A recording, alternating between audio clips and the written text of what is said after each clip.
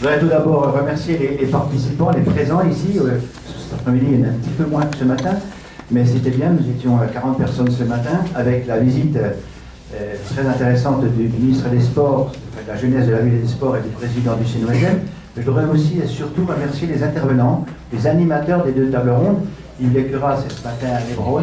Je crois que c'était pas facile d'animer ces tables rondes, mais nous avons eu des interventions vraiment très riches, très intéressantes, qui nous permettent de nous transposer un petit peu sur le futur. On a eu un certain nombre de suggestions, d'orientations. Je l'ai retenu une là, qui a été donnée tout à l'heure par Olivier Furon, c'est une démarche prospective, à savoir comment passer du code du sportif au code du citoyen. C'est vrai qu'on retrouve dans ces 7 principes du code du sportif le code du citoyen, le code de la vie de tous les jours, c'est ce que je disais ce matin en ouverture, et c'est vrai qu'il n'y a qu'un pas à franchir, mais bon, il faudra du temps. Hein. Tu as dit qu'il fallait au moins 10 ans.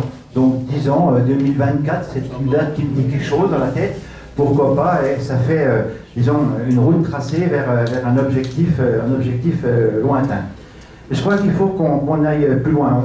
On a vu le point fort aujourd'hui de la journée, je crois que je ne trahirai pas ce que vous avez ressenti, c'est l'unité très forte entre les différentes fédérations sportives scolaires, entre l'UNSS, l'USEP et puis l'UXED, même si la convention n'a pas pu être signée aujourd'hui pour des raisons un petit peu spéciales, on évoquera peut-être en aparté.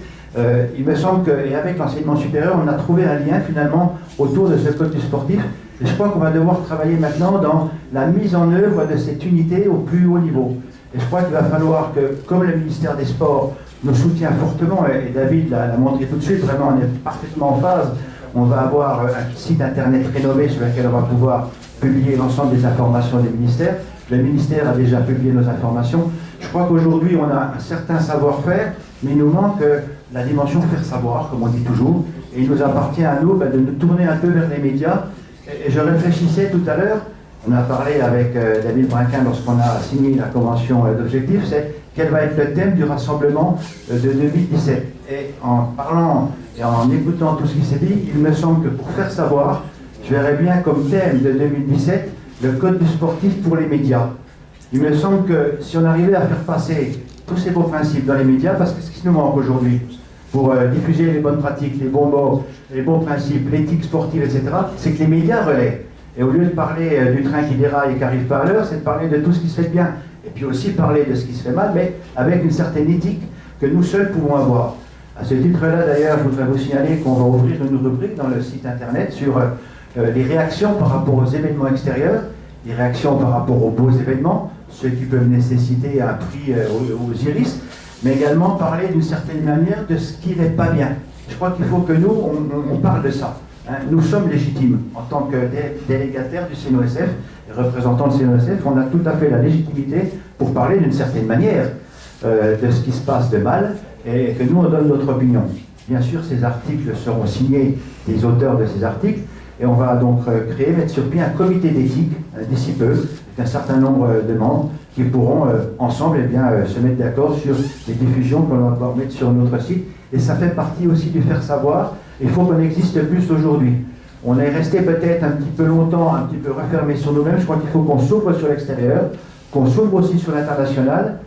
Il n'y a pas de meilleure solution de défendre la langue française que d'être dans les instances internationales et de parler anglais avec les autres. C'est la meilleure façon de défendre le français. C'est pas en disant je ne peux pas parler avec les autres. Je ne veux parler que français. Non, ça c'est faux, on a tout faux quand on dit ça. Pour arriver à influencer l'international, il faut être dans l'international et parler avec les autres. Et comme les autres. Et le français reviendra. Et on aura une image qui s'améliorera. Donc voilà un certain nombre de principes sur lesquels je souhaite qu'on travaille. Et puis pour terminer, je voudrais aussi remercier le ministère des Sports pour la forte contribution financière qu'on a pour 2016. Ça va être une information nouvelle pour certains d'entre vous. La convention objectif 2015 était à 21 500 €. Tout le monde me disait on aura certainement moins, puisque depuis 10 ans ça ne fait que descendre. Là, j'ai une bonne nouvelle à vous annoncer, c'est que pour 2016, la convention d'objectif de la FSVFP est à 32 000 €. Donc je crois que c'est quelque chose de bien. Donc je crois qu'on est sur la bonne voie. Moi je vous remercie pour vos contributions, je remercie tous ceux qui sont intervenus. Je pense qu'on a beaucoup de travail, beaucoup de pain sur la planche. Moi-même, vous l'a dit ce matin, j'ai beaucoup de choses à faire et je compte sur vous tous pour m'épauler. Et je compte aussi profiter peut-être de ce renouvellement pour faire venir un certain nombre de de jeunes dans notre structure, parce que derrière nous, bon, il faudra bien qu'on forme les successeurs. Il me semble que si on n'y pense pas maintenant, on aura du mal derrière à continuer à véhiculer ces messages. Donc il faut absolument que vous tous, vous puissiez aller chercher des jeunes. Il y en a quelques-uns dans la salle, et il y en a d'autres aussi. Et je pense qu'on pourra coopter au moins jusqu'à la prochaine Assemblée générale un certain nombre de jeunes, et aussi des femmes, parce qu'il n'y a pas de femmes actuellement dans le conseil d'administration de FSDF. Et ça, c'est très grave quand on parle de mixité, etc. Donc je crois que là, ça fait partie également d'un axe que l'on va devoir faire. Donc, plus de jeunes, mixité, et puis faire savoir tout ça. Je crois que c'est ça les messages qu'on doit passer aujourd'hui à vous tous, et que vous puissiez les répercuter également à l'extérieur. En tout cas, merci à toutes et à tous pour cette belle journée passée avec vous. Et puis, j'espère qu'on continuera sur cette voie-là et qu'on aura plein d'occasions à se revoir au cours de l'année 2016 et 2017.